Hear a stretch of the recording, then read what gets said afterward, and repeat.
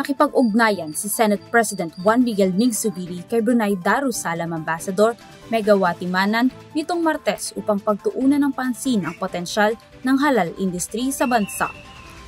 Tinalakay nila ang mga paraan para magbahagi ng impormasyon at kasanayan kaugnay sa mga produktong halal at usaping pag-aangkat sa mga kalapit na bansa.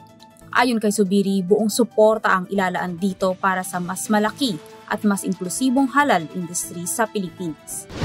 Bagamat tinatangkilik ang halal at pagkilala sa kalidad nito, nangangailangan umano ng pagkilala at pagkakasundo sa ahensya ng bansa ukol sa halal certification. Nangako naman ang Senate President na tutulong matugunan ang isyung ito sa Department of Trade and Industry o DTI at National Commission of Muslim Filipinos o NCMF.